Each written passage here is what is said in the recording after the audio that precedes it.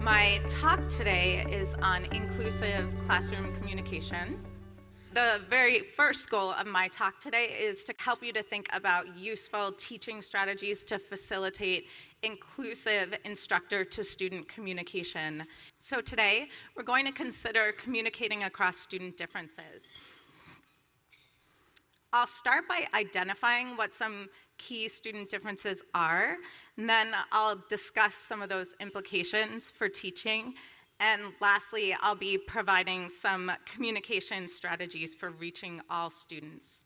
Some of you, like myself, might have done your undergraduate study in a very different type of setting, like a smaller college or university, a community college, or even outside of the United States. To get a sense of the student differences here at U of M specifically, I'm going to ask you to take a few minutes to familiarize yourself with the second page of this packet that you have, and it has some data on U of M students. You'll note it's really small text, but you'll note that it says it's looking at the U of M 2013 first year class, and it compares them to other highly selective institutions that do the same survey.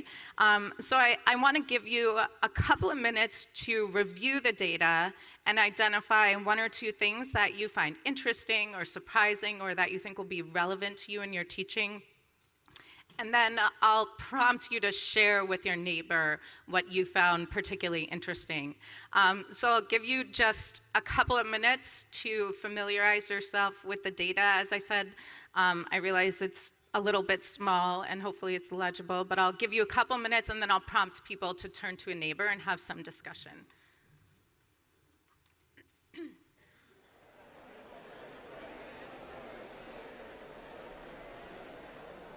I hope you had some interesting conversations with neighbors. I kind of heard some interesting comments at some of the tables.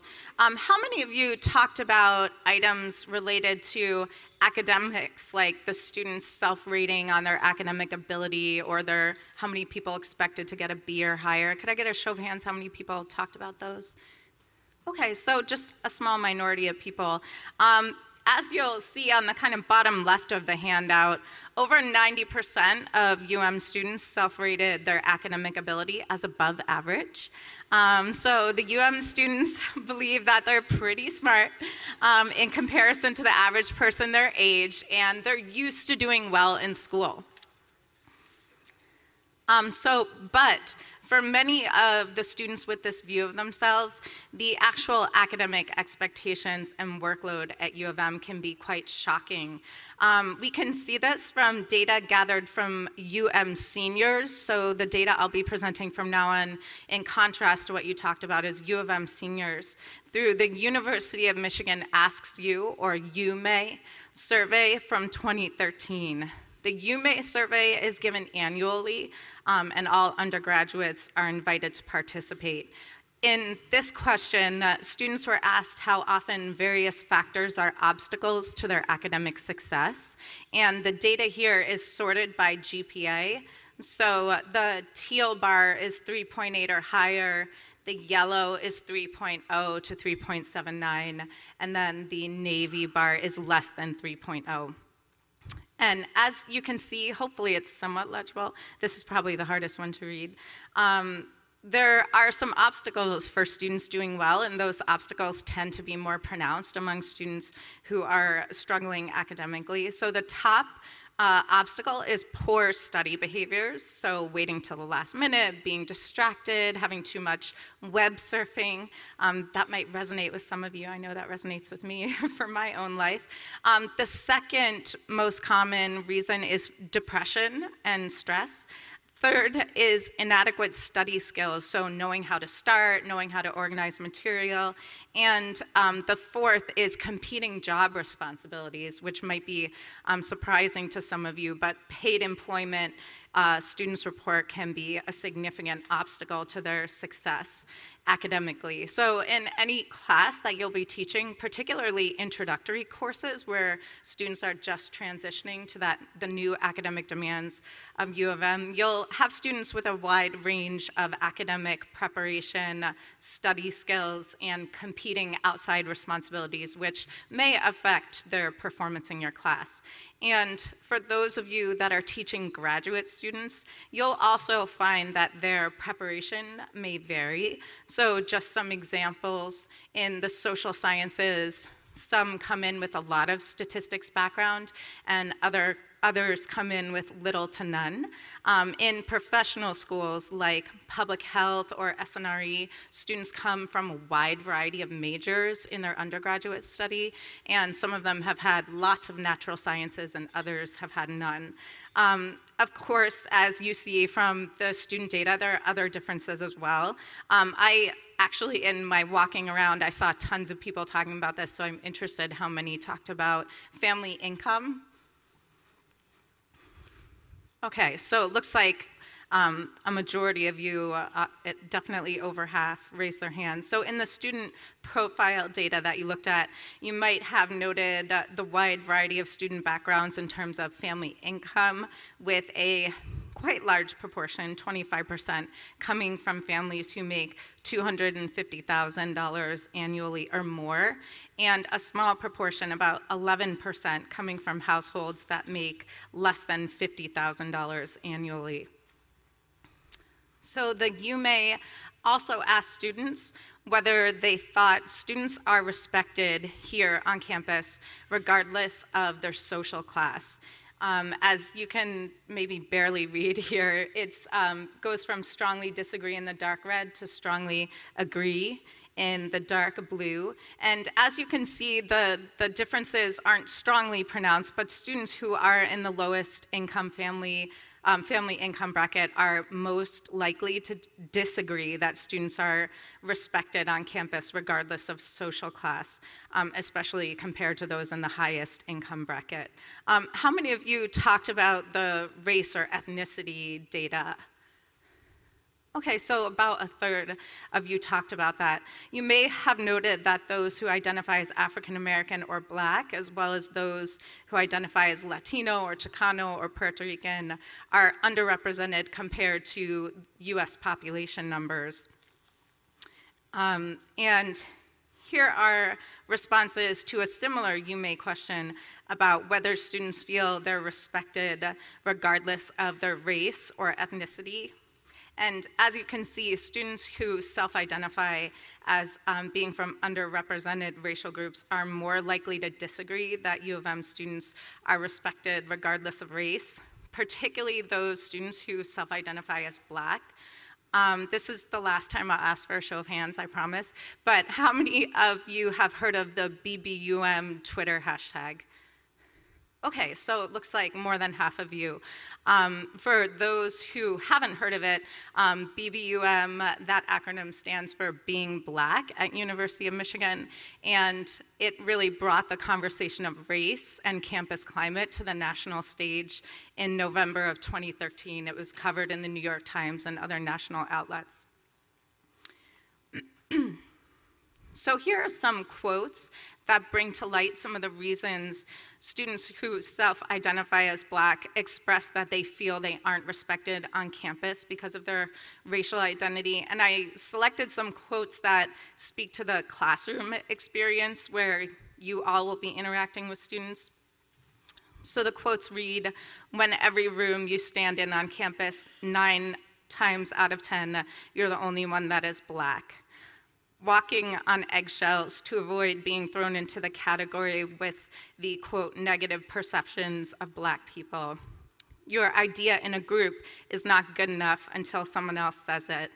And lastly, the first class, and this really resonates with the theater sketch yesterday, the first class when Black culture becomes the topic and you suddenly become the voice of all Black people.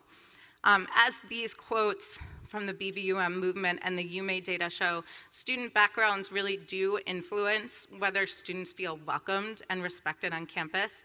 And even though you didn't have data on things like political identification, there are actually quite similarly pronounced differences in terms of how welcome people feel according to political ideology, with those who self-identify as conservative feeling less respected on campus. So at this point in my talk, you might be wondering whether and how these differences matter for student learning and why I'm talking about this in a session on classroom communication. So I'd like to talk about a couple of research paradigms that illustrate the importance of student differences for their learning. So first is the research on stereotype threat. And let me just take a drink of water. This is a book cover of, which it's very readable, so I strongly suggest it to you. It's a book about stereotype threat called Whistling Vivaldi by Claude Steele. And there's a quote on your handouts that summarizes the implications of the findings so that you can remember the thrust of the research. And the quote is from a blog entry by Megan Duffy, who is a faculty member in ecology and evolutionary biology at U of M. So there's been a lot of conversation about this book on campus, so I thought it was valuable to pull a quote from a faculty member who's been thinking about this here on campus. She summarizes the stereotype threat research this way: as scientists, we like to think that we're measuring things accurately and tend to be disturbed at the idea that we might be systematically biased in our measurements. So the idea that we might systematically be underestimating the abilities of a large portion of our students is something most of us would find disturbing. But this is what the data on stereotype threats suggests. Because of negative stereotypes of certain groups, e.g. that women are not good at math as men, that blacks are not as intelligent as whites, members of those groups underperform in high-pressure situations such as exams. So later in this talk, I'll be talking about mitigating stereotype threat when we move to implications for teaching and inclusive classroom strategies. But I wanted to just draw your attention to this research as one illustration of the importance of being mindful about student differences in the classroom. A second research paradigm that I want to highlight is scholarship conducted by U of M psychology professor Patricia Gurin during the affirmative action Supreme Court cases. And she found significant educational benefits of racial and ethnic diversity to all students. She used data that tracked changes in students during their 4 years at Michigan. And the link to her research, if you'd like to read it in more depth, it's really interesting, is on your handout under the bullet point research on educational impact of racial and ethnic diversity.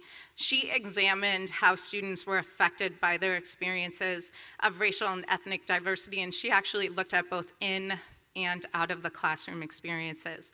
And she found that students with the most experience with diversity had greater increases in learning and motivation. So for example, they were more likely to analyze reasons for behavior, to seek out complex explanations, to think about the influence of society on people, and to aspire to postgraduate studies.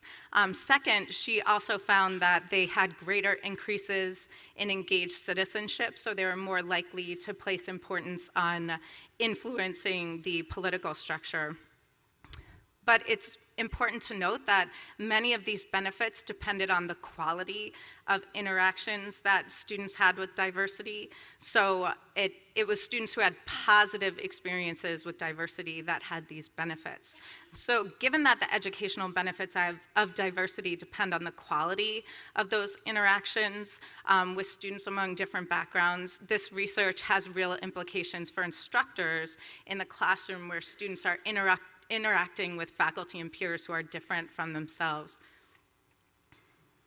So this is the last bit of UMA data that I'll be sharing. Students were asked whether they had heard teaching faculty or instructors express negative or stereotypical views about race or ethnicity. And the dark yellow bar is the percentage for students who said never, and the lighter yellow bar represents rarely. As you can see, there are differences across perceptions of negative stereotypical views by instructors across different groups, but across the racial groups, majority of students reported that their instructors never or rarely express negative or stereotypical views about race and ethnicity, which to me really highlights the important role that instructors can play on campus in promoting a safe space for engaging in learning. So before discussing implications for teaching of some of these student differences, yet another way that we might conceptualize differences is to think about the different ways that people prefer to process information. So to help us think about this, I have a little bit of an activity for you to get you out of your chairs early on this morning. So I'll be giving you a multiple choice question that's drawn from the VARC inventory. And VARC stands for visual, auditory, reading and writing, and kinesthetic or hands-on. And VARC is a number of learning inventories about learning styles that are available. To illustrate what these inventories are trying to show about different learning styles, I'm going to read a question and ask you to think about it and then stand up if you are able to for the choice or choices you would be most comfortable with. And you can look around after each choice as well to notice the differences in how many people stand up for each option. And I want to emphasize that multiple choices are okay here, so if you can stand more than once for the question, if you're able, that's totally fine. So this question taken from the VARC inventory, I think, is probably familiar to all of us. You are about to learn a new program on a computer, or a smartphone, I guess. You would, and I'll ask people again to stand if you're able, if you would sit down at the keyboard and experiment, just play. Wow, that's like almost everyone in the room. Okay, awesome, thank you. You can have a seat. And then the next option would be reading the manual. These are the people I so admire, the manual readers. Okay, so you can notice the differences here in how many people stood up for those two. It's quite a number fewer who would read the manual. Find someone to explain it to you. Okay, so this is about roughly a third of the room. I would have stood up for that one if I wasn't already standing. And lastly, you'd rely on pictures or diagrams in some kind of tutorial, like a YouTube tutorial or something. Okay, so quite a number of visual people here, so thank you. Hopefully got to stretch your legs a little bit with this activity. In looking around the room, what struck me were the considerable differences that we noticed here. And you will definitely notice that your students express preferences for different modes of learning. So while these learning style inventories are really helpful for thinking about the different ways that we process information, the research on learning actually shows that individuals learn best if they're given opportunities to learn and process through multiple modalities. So I already heard some people chuckling, but this Onion article is entitled "Parents of Nasal Learners Demand Odor-Based Curriculum." And this article, which is quite funny to read the whole thing, it really pokes fun at the idea that you have to match student preferences in learning in order to help them to learn. So those of you that stood up for more than one response, you were onto something. The research in cognitive psychology actually suggests that using a combination of spoken text, written text, and visuals is the best way to help students process information, and that hands-on or kinesthetic activities can really reinforce that learning. And you can even tell your students that the research shows they will learn better if they stretch beyond their preferences. There's actually some new research now in cognitive psychology that even shows if students have to work through difficulties and they have trouble processing the information, that they actually learn it better. That research paradigm is called desirable difficulties. So if you want to cite some research for your students as to why you're doing things in multiple ways, that's another research paradigm that you could take a look at. So this brings me to the first implication for instructor practice, which is the second section of the handout. I wanted to emphasize that instructors should avoid privileging the style of presenting information that's most comfortable for you. So use multiple pathways: visuals, written text, verbal explanations, and activities to communicate to your students. I know it's really easy to default to the mode of learning that's most comfortable for you, but try to stretch yourself as you're presenting information to students in different ways. And second, the second implication, you noted among yourselves the student differences in the U of M profile data, and I shared a little bit more data about how those student differences relate to student attitudes about campus climate. A key implication for teaching that follows from this is that whatever you teach, you can't assume that students bring the same learning preferences or academic preparation, identities, or experiences into the class as you, or even as the other students in the room. So in some ways, this is what keeps teaching interesting. It's more of a challenge or an intellectual puzzle to figure out how to shape an environment to reach all the students in your class. But what the Gurin research shows is that while assembling a diverse group of people is necessary to get the positive benefits of diversity for learning, it's not sufficient. So that leads me to the third implication, which is that you have to intentionally shape an environment that's inclusive.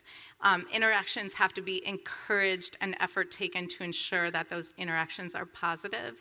And I sat in on one of the afternoon sessions yesterday on inclusive teaching strategies, so I hope for those of you that were here then you got lots of nice strategies, and I won't be repeating those here. But I did, after you've had a night to kind of sleep on all that you learned in those afternoon sessions, I wanted to give an opportunity for reflection to people.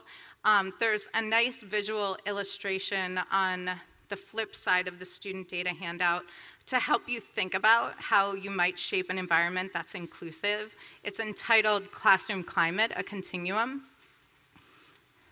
So if you could pull that out now, I see most people are already doing that. I'll be giving you just 1 minute to think on your own, and you don't have to talk to a neighbor about this, but just to think about what kind of classroom climates you've most often experienced as a student and where, as an instructor, you would like to be. So I'll give people a minute just for this thought exercise.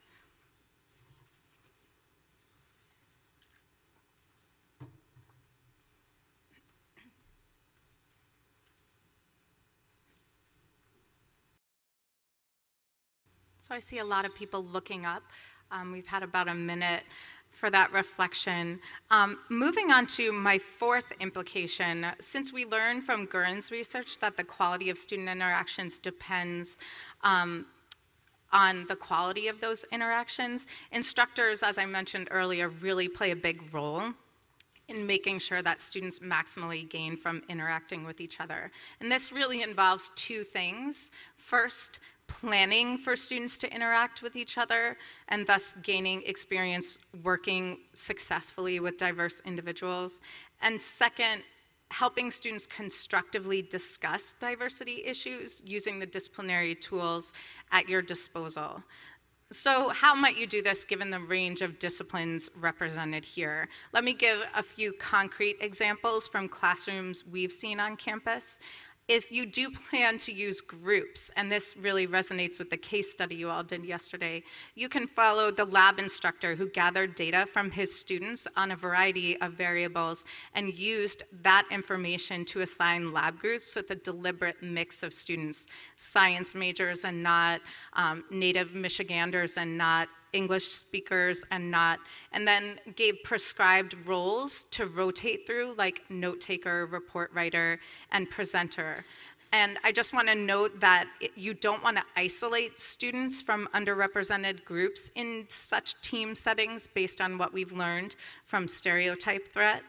So if you'd like to read a little bit more on assembling successful, diverse teams, there's a CRLT paper, number 29. It's on our website, and it's focused on engineering teams, but it's based in the research on how to form successful teams, and it really resonates regardless of what your disciplinary background is.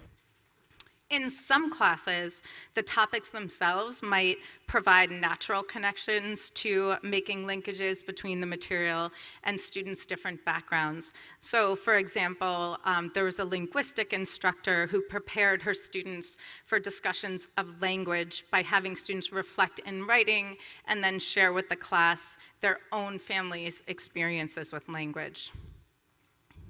So these examples illustrate a shift in thinking intentionally about students' learning experiences.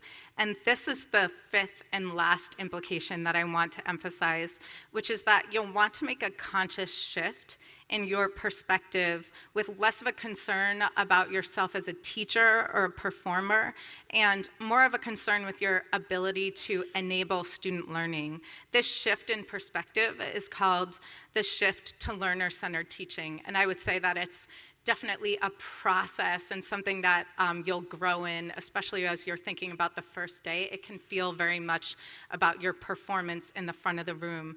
But more long-term, try to be thinking not just, oh, how was my lecture, but what did the students actually learn from it?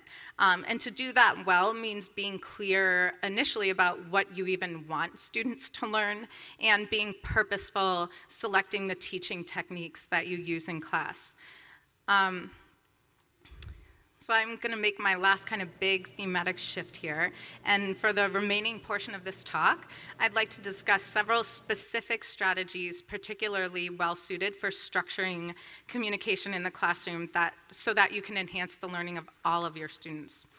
You'll see that the last section of the outline, if you flip it over, has a section on each of these 4 strategies where you can take additional notes and follow along.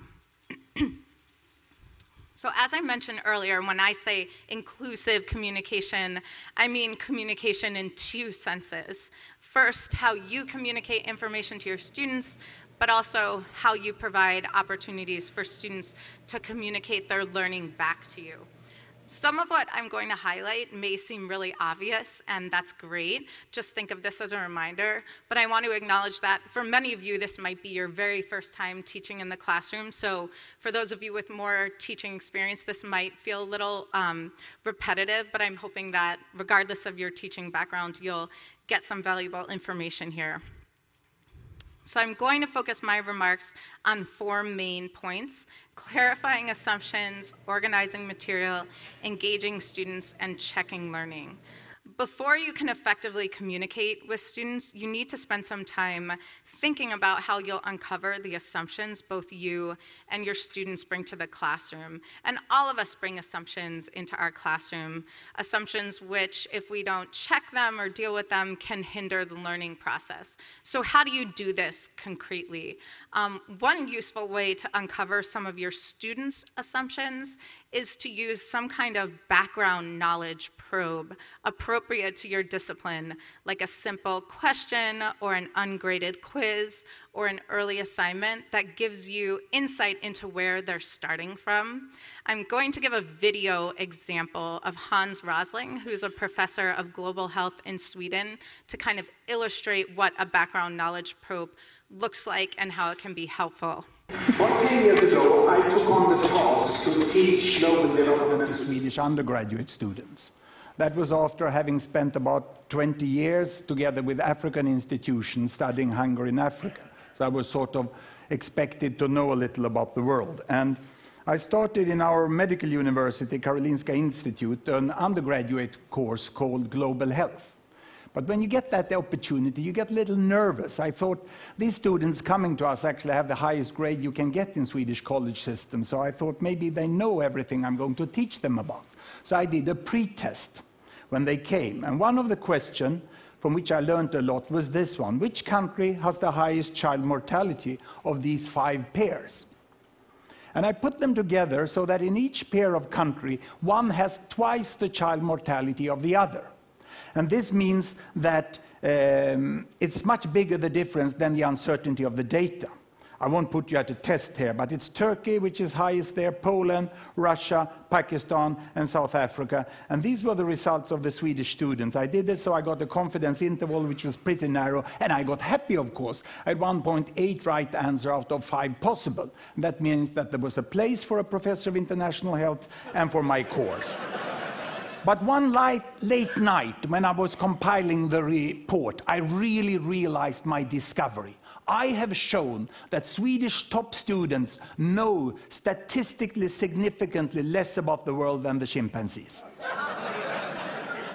Because the chimpanzee would score half right. If I gave them 2 bananas with Sri Lanka and Turkey, they would be right, half of the cases. But the students are not there. The problem for me was not ignorance, it was preconceived ideas. The video goes by a little fast here, but Rosling's making a really important point where he found that his Swedish students had the misperception that European countries are more likely to have better health outcomes, lower infant mortality. So as you prepare for your classes next week, think about how you might identify or deal with your students' preconceived notions about the subject you'll be teaching, because what the research on learning shows is that those misperceptions can be particularly entrenched and hinder learning. But what about your own assumptions? As an instructor, you'll also want to interrogate yourself or create situations where others can interrogate you about the assumptions that underlie your approach in the classroom. So there are multiple ways to do this. You might get peer or CRLT observation of your teaching, and I'll actually be talking about this a little bit more later, so I'll come back to that in more detail. You'll want to provide meaningful time for your students to ask questions and clarify issues. And you'll want to get feedback either doing some deliberate thinking yourself or even inviting a peer to give you feedback on course materials. And you might wonder why I'm mentioning course materials. Well, one way that you can look at your assumptions is to look at the classroom policies section of your syllabus and reflect on the assumptions that underlie your various policies. So I want to contrast 2 policies that we really commonly see on syllabi here on campus. One policy on extensions for assignments is that each student is eligible for 2 one-day extensions with no questions asked. So what assumptions might be underlying this? Well, adult life is complicated, things happen, it's important to be flexible, and you might recall here some of the other commitments, like job commitments that some students mentioned on the UMA service are a hurdle for them to succeed academically. But another very common policy that we see is no late papers are accepted without some kind of documented excuse. And the assumption underlying this might just be meeting deadlines is a really critical study skill for students to learn. And you might again recall the UMA finding that poor study behaviors were the largest hurdle to academic success for students. So neither policy is right or wrong, but my point that I'm trying to make here is rather that it's just important to examine your policies and consider what values and assumptions underlie them and what you're communicating to students. But also think about substantive assumptions that you might be making. What terminology might be unfamiliar, jargon to your students? I know I gave this as a practice talk, and the person I gave it to said, people don't know what pedagogical means. Like, stop saying pedagogical. So I might have said it, but I'm really trying not to. But think about, what are the jargony things that you say? What skills do they need to learn from you? So for example, do they know what a peer-reviewed journal is, let alone how to identify one and find one in the library? Do they know what plagiarism is, much less how to paraphrase an author's argument without plagiarizing it? Of course, another way to check our assumptions and make them more visible is to use an organizational structure and organize our material to make assumptions and connections more explicit to students. In our conversations with students across campus at CRLT, we repeatedly hear that students want structure.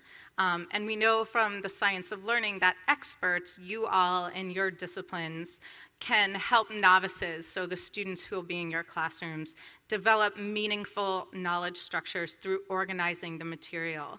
These organizational strategies are listed on the handout, so I'll walk through them, but some simple ways to organize include regularly doing a recap of the previous class session, and that can be done by you or even better yet by the students. Provide an outline at the beginning of class to let them know what you're going to cover, and then return to it at the end to remind them what's been done in class. To signal when you're addressing something that's particularly important, you can use visual cues. There's some dots here, but you can just circle or underline or bold, and also verbal cues like my first point or the author's key insight to help students follow the flow of the argument. This is actually crucial because students who are novices have a hard time separating the key points from the interesting details. So I know, being an instructor myself, really annoying to have a student raise their hand and say, is this going to be on the test? But what that question is really communicating to you is that students aren't able to discern what's important from what's not. It's also important to take time to make the connections between topics clear, and visual approaches can be really helpful in illustrating connections. So in addition to really simple things like drawing arrows, like is shown in this picture here, let me give just 2 other visual examples for making connections clear. You or even your students can create a concept map. This is a concept map of the concept of magnetism, which shows the link between topics. And concept maps can be used to give an overview of an individual class period, a unit, or even as a strategy for doing a review before exam time. And if you do like even a Google search of concept map and some topic that you're covering, there's lots of instructors who've shared useful concept maps that you can find and use in your classroom. Another visual strategy is a timeline. So that is a type of visual representation that can be helpful if you're organizing material in a way where chronology is particularly important. So to show students how topics, events, or scientific discoveries relate to one another in time. Another valuable organizational strategy is to provide a structured summary of nonlinear course experiences. And a good concrete example of that is something like just a classroom discussion for those of you, especially in the humanities and social sciences. A good discussion is inherently nonlinear. Topics merge and diverge and the conversation flows. But students report that they really love these engaging and interesting discussions, but we often hear from them that they don't know what to take away from the discussion, that it's really ephemeral, and they don't know what they need to know from that conversation. So it's important to save some time for a recap to review the main points of the day and how the discussion fits in with those main points. Lastly, it's also important to write down or even hand out important terms for your students, and that could be electronically or in hard copy. The research on note-taking tells us that students' ability to get specific terms and formulas written correctly in their notes is notoriously bad. And this is actually not surprising because note-taking it takes a lot of cognitive load. It's a complex process of listening and writing and summarizing all at the same time. This is why, for example, I provided you all with an outline handout that includes links to the research and key takeaway points from my talk. There's a really great overview of the note-taking research with strategies for students and instructors in CRLT Occasional Paper 16. So I'd encourage you to take a look at it on CRLT's website if this is something of interest to you. I want to turn now to my third communication strategy. The research on learning shows that those who are intrinsically motivated to learn the material are more likely to do so. So motivation matters for learning. And it may seem that intrinsic motivation is something that's fixed, but in fact, there are ways that instructors can increase student motivation by engaging students in the course material. Oops. This necessitates considering ways to make the material relevant to their lives or their career aspirations or major issues of the day. However, you'll recall earlier that the stereotype threat research I talked about in the first part of my talk suggests that it's particularly highly motivated students who encounter stereotype threat in academic settings, including, for example, but not limited to, women in STEM classrooms and African American students across academic settings. These students, the data shows, underperform due to the psychological toll that battling that stereotype threat takes on them. And this is true for graduate students as well. In fact, many of you might feel really anxious about your performance as an instructor.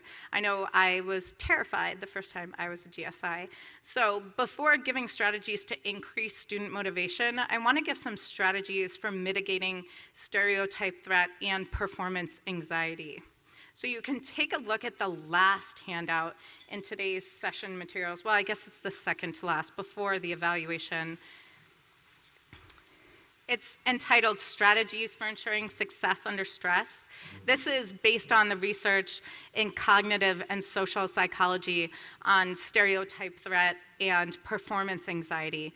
And what I'd like to do is just give you several minutes to read these strategies for success, and I'll note that I'll be returning to these at the end of my talk and asking you to apply them and think critically about them. So you'll kind of be doing that later on, but for now, just read them and digest them, think about what might be particularly useful for you.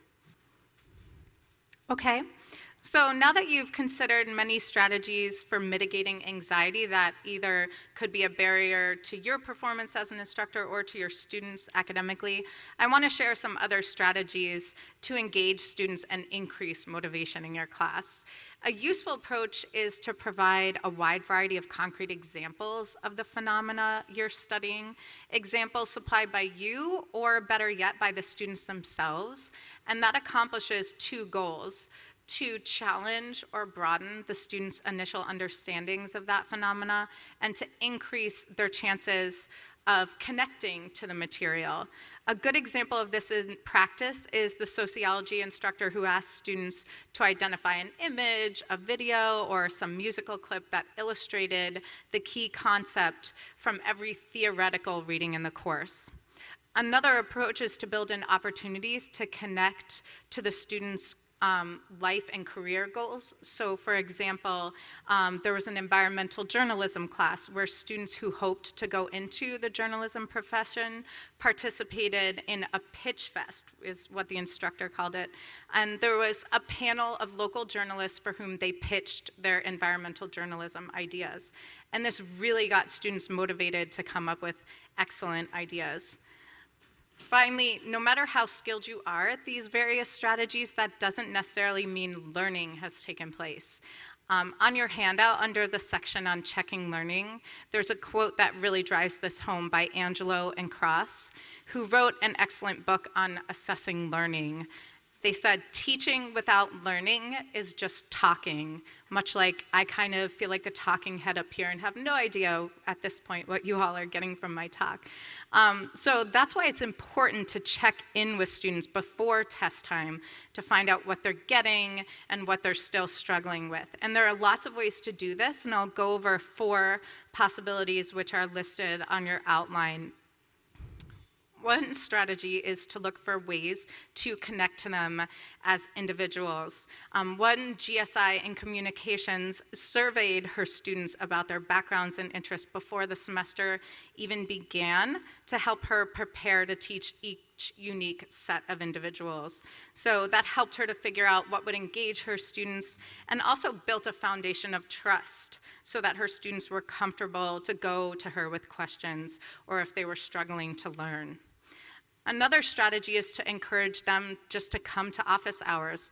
Lots of GSIs require that students make just one visit at the start of the term as a getting to know you strategy, and they kind of pass out a sign up for office hours sheet on the very first day of class. And a last strategy that might seem really simple, but I found in practice was often hard to do, is to just show up a little bit before Michigan time instead of rushing in right on Michigan time, and chat with your students just to find out how they're doing as they're coming in. Another way to check learning is to have your class observed, as we're observing one of my classes here in this photo. And you can even have the observer gather feedback directly from your students. So how do you do this? You can have a colleague, such as a graduate student mentor in your department, or a trained CRLT consultant, come in and observe you and your students to give you a perspective on what's going on in the classroom.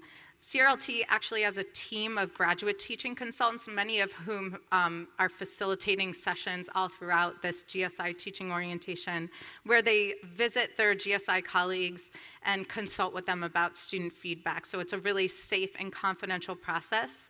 And there's a link on your handout for those of you who are interested in learning more about this process. Another way to check learning is to use simple, quick activities called classroom assessment techniques, or CATs, as they were jokingly referred to in the imposter sketch yesterday.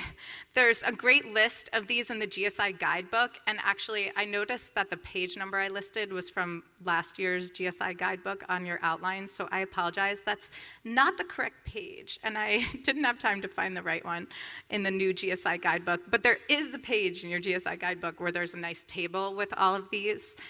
Some examples include things like a minute paper or a muddiest point. And that's where, at the end of class, you ask students to identify their understanding of the main point or to highlight areas where they remain confused.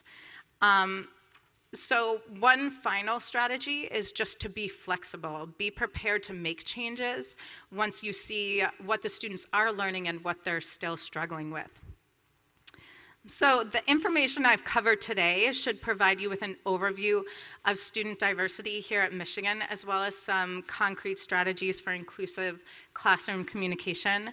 And I hope that you'll come to see the diversity in your classroom as an asset for you and a challenge to make teaching more rewarding and stimulating in your kind of pathway through graduate education. For those of you who are looking for more resources beyond today's orientation, you might consider attending the CRLT seminar series. There's lots of opportunities for further professional development on teaching.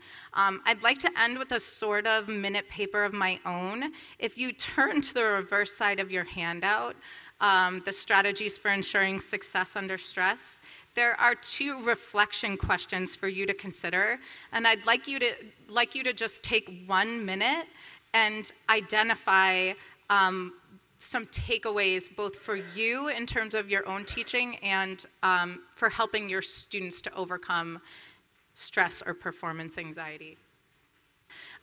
For those of you who are interested in looking more closely, again, at any of the data in the presentation, you can see the link at the top of your handouts. And thank you and best wishes on an excellent first semester teaching.